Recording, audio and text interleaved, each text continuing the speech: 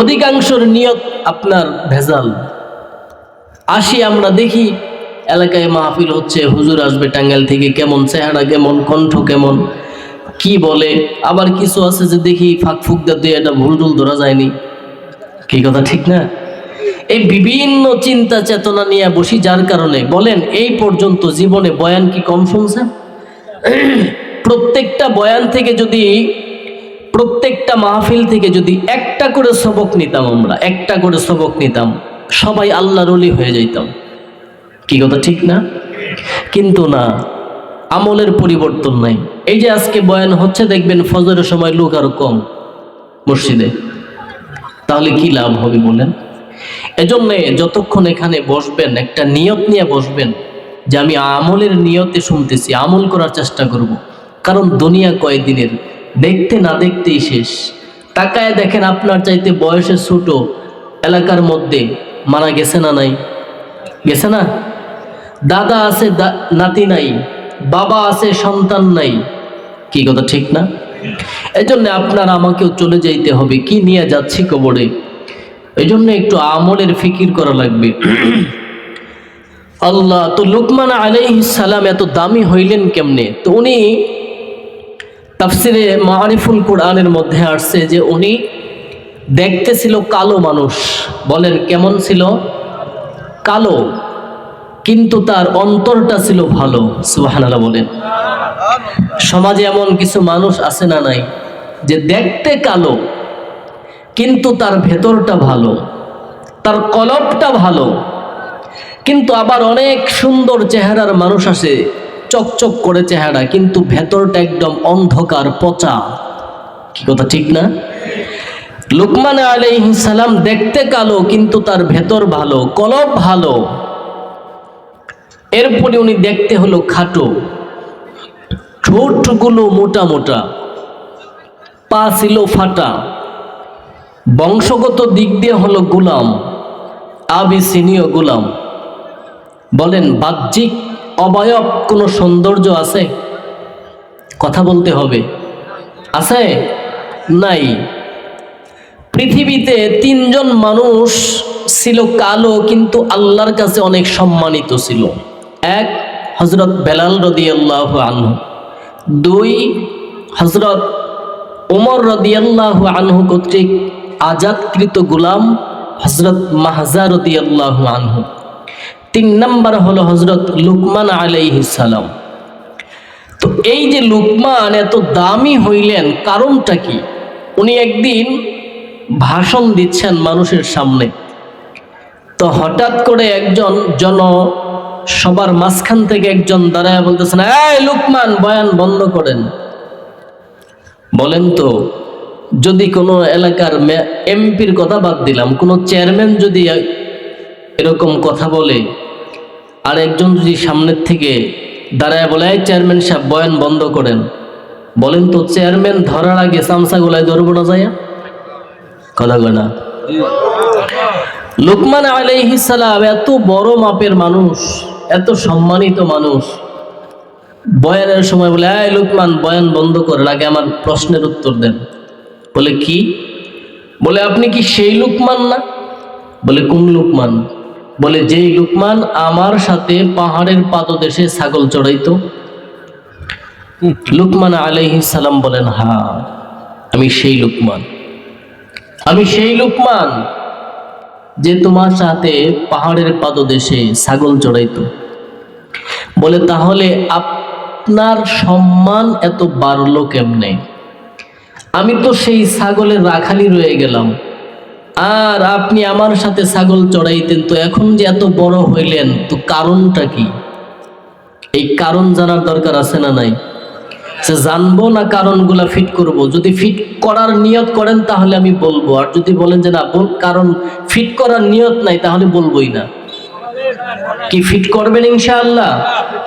মুসলমান ইমানদারেরা, লুকমান আলাইহিস সালাম ডাকতে বলে, এ ভাই, আমাকে যে আল্লাহ এত সম্মান দিয়েছেন, এর অনেকগুলা কারণ, সব কারণ বলা সম্ভব নয়।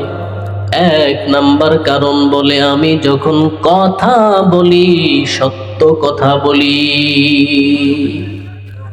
সুবহানাল্লাহ বাড়ি যাই কবেন। কি বলি? সত্য কথা বলি। আমরা কি বলি বলেন? আমরা কি বলি? সারাদিন হিসাব করছেন কত মিথ্যা কথা বলি। বৈশা রয়েছে আপনাদের কোথায়? এটা ধনবাড়ি না? বৈশা রয়েছে ধনবাড়ি। হ্যালো, তুমি কই? কয় আমি তো টাঙ্গাইলেই পড়ছি। কি কোথায় বৈশা রয়েছে? ধনবাড়ি বৈশা রয়েছে, বলে আমি তো টাঙ্গাইলেই পড়ছি। আমার আছে না নাই? আহা, কিরে ভাই পানি পড়ছে, পানি পড়ে দাঁড়িয়ে গেছে। আচ্ছা, হালকা রিবাব দেন ভাই, গলার টানে কে রিবাব দেন, একটু হালকা ইকো দেন, হালকা ইকো দেন। পানি মিক্সারের মধ্যে পড়ে এক হয়েছে। আচ্ছা, পুরো সপ্তাহ আল্লাহ। তো লুকমান আলাইহিস সালাম বলতেছেন যে আমি এক নাম্বার, আল্লাহ যে আমাকে সম্মান দিছেন তার এক নাম্বার কারণ হলো কি বলি? এই সবাই মুখস্থ করতে হবে। তো কালকে 4 স্টলে যে বসবেন, 4 স্টলে বৈশা আপনাদের টোটাল আলোচনা যদি মনে না থাকে, আর সব মনে থাকবো না, এটাই স্বাভাবিক। কি কথা ঠিক না? তো কিছু কথা তো নিয়ে যাইতে হবে, বলেন। তো আমি কোন সূরা থেকে আলোচনা করতেছি বলেন তো? হ্যাঁ, এই মনে থাকবো না ইনশাআল্লাহ? যে গতকালকে যে দ্বিতীয় বক্তা আসছিল, যে বয়ান করছেন কোরআন শরীফের 114 সূরার একটা সূরার নাম হলো সূরা লুকমান, সেই লুকমান থেকে বয়ান করছেন। এক কথা মনে থাকবো। 2 নাম্বার, তো লুকমান এই লোকটাকে এত সম্মান যে আল্লাহ দিছেন, অনেকগুলা কারণ। তার 1 নাম্বার কারণ হলো লুকমান সব সময় কি বলতেন? এই যদি 2-4টা কথা মনে থাকে এনাফ, এত লাগে না। মুসলমান ইমানদারেরা, লুকমান আলাইহিস সালাম ডাক দেয় বলে, রে ভাই, আমাকে যে আল্লাহ এত সম্মান দিয়েছেন, এর 1 নাম্বার কারণ হলো যখন আমি কথা বলি সত্য কথা বলি। قال رسول الله صلى الله عليه وسلم الصدق ينجي والكذب يهلك। পয়গম্বর বলেন সত্য মানুষকে মুক্তি দেয়, আর মিথ্যা মানুষকে ইহলিক ধ্বংস করে দেয়। এরে নবীর উম্মতের দল, তাহলে আজকের থেকে মিথ্যা কথা বলবো নাকি সত্য কথা বলবো? এ মুসলমান ইমানদার ও পর্দার অন্তরালের মাগো, ভালো করে শুনিয়া লাও। লুকমান আলাইহিস সালামকে আল্লাহ তো সম্মান দিয়েছেন, 1 নাম্বার কারণ হলো সত্য কথা। বলে সত্য কথার এত দাম। প্রত্যেকটা মসজিদের মধ্যে ফাজাইলে আমল কিতাব আছে না নাই? বলে ওই কিতাবের লেখকের নাম হলো শায়েখ জাকারিয়া রহমাতুল্লাহি আলাইহি। শায়েখ জাকারিয়া রহমাতুল্লাহি আলাইহির আব্বার নাম হলো ইয়াহইয়া কান্দলবী রহমাতুল্লাহি আলাইহি। বলে সত্য কথার এত দাম, এত দাম। ইয়াহইয়া কান্দলবী রাহমাতুল্লাহি আলাইহির জামানার মধ্যে বলে একটা জমিনিয়া বড় দ্বন্দ্ব লাগছে, ঝগড়া মুসলমান আর হিন্দুদের মধ্যে। হিন্দুরা বলে এটা আমাদের মন্দিরের জমিন, মুসলমানরা বলে না না, এটা হলো মসজিদের জমিন। হিন্দু আর মুসলমানের মধ্যে ঝগড়া। এক পর্যায়ে উভয় দল মিল্লা বলে ঝগড়া করে কোনো লাভ নাই, চলো আমরা আদালতে চলে যাই, আদালত যেই রায় দিয়া দিবে সেই রায় অনুযায়ী আমরা মেনে নিব। এরে নবীর উম্মতের দল, হিন্দু আর মুসলমান উভয় দল মিল্লা গেছে আদালতে। আদালতে যাওয়ার পর বলে তোমাদের দলিল কই, কাগজপাতি কই? বলে আমাদের কোনো দলিল নাই, কোনো কাগজ নাই। আদালত বলে দলিল ছাড়া আমি কেমনে রায় দিব, বিচার করার কোনো সুযোগ নাই। এরে নবীর উম্মতের দল, আদালত ডাকতে বলে ভাই তাহলে তোমরা তোমরা এলাকার মধ্যে ঘুরে ঘুরে তালাশ করে দেখো, এলাকার মধ্যে সবচাইতে বয়স্ক মানুষকে, বয়োবৃদ্ধ মানুষকে এলাকার মধ্যে চলে আসছে। তালাশ করতে করতে দেখে ইয়াহইয়া কান্দলবী রাহমাতুল্লাহি আলাইহির বয়স সবচাইতে বেশি। জোরে বলেন সুবহানাল্লাহ। মুসলমান ইমানদারেরা, ইয়াহইয়া কান্দলবী রাহমাতুল্লাহি আলাইহি আদালতে যখন হাজির হয়ে গেছে, আদালত ডাকতে বলে, ইয়াহইয়া সাবধান, খবরদার, মিথ্যা কথা বলবা না, যা কিছু বলবা সত্য কথা বলবা। ইয়াহইয়া কান্দলবী ডাকতে বলে, মহামান্য আদালত, আমি একজন মুসলমান। জোরে বলেন সুবহানাল্লাহ। আমি একজন মুসলমান, মিথ্যা কথা বলতে পারি না। ইসলাম আমাকে মিথ্যা শিক্ষা দেয় না, নবীর আদর্শ আমাকে মিথ্যা শিক্ষা দেয় না, কারণ আমার এই জবানটা বড় পবিত্র। এই জবানের মালিক কে বলেন? এ মুসলমান ইমানদার, এই জবানের কত দাম! বলে আমরা যখন মায়ের গর্ভে ছিলাম, মায়ের গর্ভে থাকার মধ্যে বলে মায়ের গর্ভে আমাদের খানার প্রয়োজন ছিল কি ছিল না? বলে ওই মায়ের গর্ভের মধ্যে খানা কে দিছেন বলেন? আরো সুন্দর করে বলেন কে? মায়ের গর্ভে খানা কোনো ডাক্তার দিতে পারে নাই, কোনো ইঞ্জিনিয়ার দিতে পারে নাই। হে মুসলমান ইমানদার, মায়ের গর্ভের মধ্যে খানা দিছেন আমার আল্লাহ। বলে কেমনে খানা দিছে জানো গো? বলে মায়ের গর্ভে খানা দিছে কেমনে? বলে মায়ের মাসিকটা বন্ধ করে দিয়া মায়ের নাভির সঙ্গে, বাচ্চার নাভির সঙ্গে একটা তার লাগায় দিছে। আল্লাহু আকবার বলেন। বলে মায়ের নাভির সঙ্গে, বাচ্চার নাভির সঙ্গে তার লাগাইয়া ওই রক্ত দিয়া দিয়া দিয়া দিয়া আপনাকে আমাকে বড় করছে। কেন আল্লাহ কি সরাসরি মুখের মধ্যে দিতে পারতেন না? বলে কেন দেন নাই জানো? বলে এই জবানটা হলো পবিত্র, আল্লাহ দেয় নাই। আল্লাহ ডাক দেয়া বলে, রে গোলাম, ওই রক্তটা হলো নাপাক আর তোর জবানটা হলো পাক। এখন এই অপবিত্র নাপাক রক্তটা যদি মুখে লাগাইয়া দেয়, তোর মুখটা অপবিত্র হয়ে যাবে। আমি আল্লাহ তাআলা চাই না তোর জবানটাও অপবিত্র হয়ে যাক। আমি আল্লাহ এমন রব, আমি আল্লাহ তোর জবানটাকে পবিত্র রাখলাম। কেন? বলে তুই দুনিয়ার জমিনে আসবি, দুনিয়ার জমিনে আইসা যেন আমি আল্লাহর পবিত্র নামের জিকির করতে পারো। আল্লাহ আল্লাহ क्या मुबारक नाम है, अल्लाह अल्लाह आशिकों का काम है। या इलाही तू मेरा माबूद है, या इलाही तू मेरा माशूक है। ऐ नबीर उम्मतिर दाल ইয়াহইয়া কান্দলবী ডাক দেয়া বলে, মহামান্য আদালত, আমার ইসলাম আমাকে সত্য কথা শিক্ষা দিয়েছে, আমি কখনোই মিথ্যা কথা বলবো না। আদালত ডাক দেয়া বলে, তাহলে বলো এই জমিনটা সর্বপ্রথম কাদের ছিল?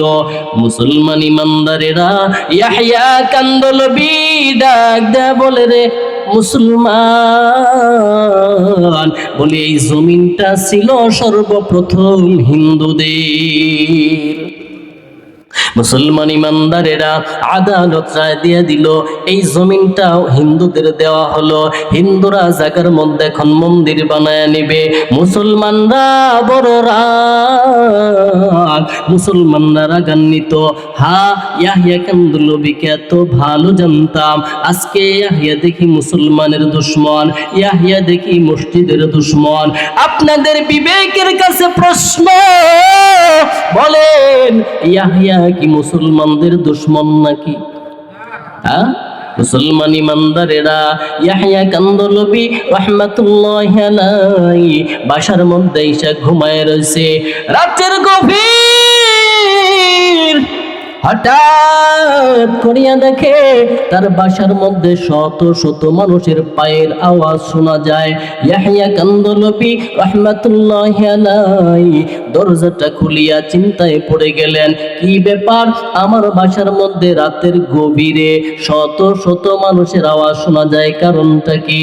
ইয়াহইয়া কান্দলবি দরজাটা খুলিয়া তাকায়া দেখি শত শত হিন্দু তার বাসার মধ্যে হাজির হয়ে গেছে। ইয়াহইয়া ডাকতে বলে, রে ভাই, কেন আমার বাসার মধ্যে আক্রমণ করার জন্য আসছো?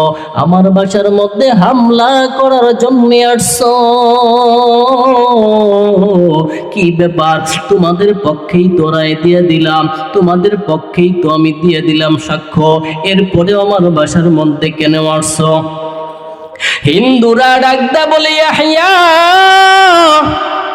আমরা তোমার বাসার মধ্যে আক্রমণ করার জন্য আসি নাই, আমরা আসছি যেই ধর্মের মধ্যে এত সুন্দর আদর্শ শিক্ষা দেওয়া হয়, এত সুন্দর জবান, পবিত্র জবানের শিক্ষা দেওয়া হয়, আমরা আসছি সেই ধর্ম গ্রহণ করার জন্য।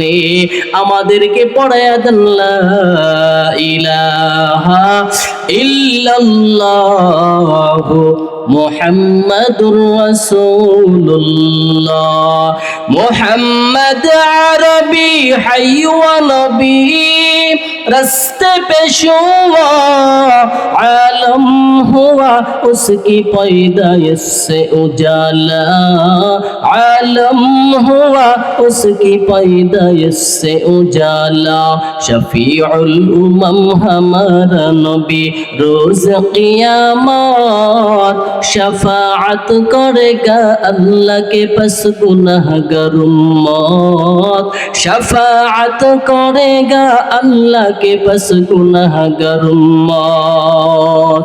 কষ্ট হইতেছে নাকি? কষ্ট হয়? মুসলমান ইমানদারেরা, তাহলে লুকমান আলাইহিস সালাম ডাক দেয়া বলে, এ ভাই, মনে আসেনি? মনে আছে? লুকমান আলাইহিস সালাম বলে, আমাকে যে আল্লাহ এত সম্মান দিয়েছেন, এর এক নম্বরের কারণ আমি যখন কথা বলি, কি কথা বলি? সত্য কথা বলি। আমরা কি কথা বলবো?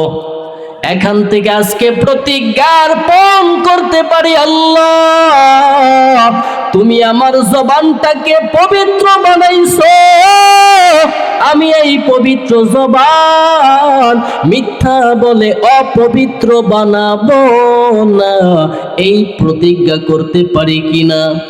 মুসলমান ইমানদারেরা, জীবনে আর কোনোদিন মিথ্যা কথা বলবো না। বলে মিথ্যা কথা বলা হয় উম্মুল মাসিয়া, বলে গুনাহের মা। মুসলমান ইমানদারেরা, লুকমান আলাইহিস সালাম ডাকতে বলে, রে ভাই, এক নাম্বার কারণ হলো আমি মিথ্যা কথা বলি না, সত্য কথা বলি। লম্বা কথা সংক্ষেপ করলাম। 2 নাম্বার হলো তাকওয়া। 2 নাম্বার কি? তাকওয়া মানে আল্লাহর ভয়। কার ভয়?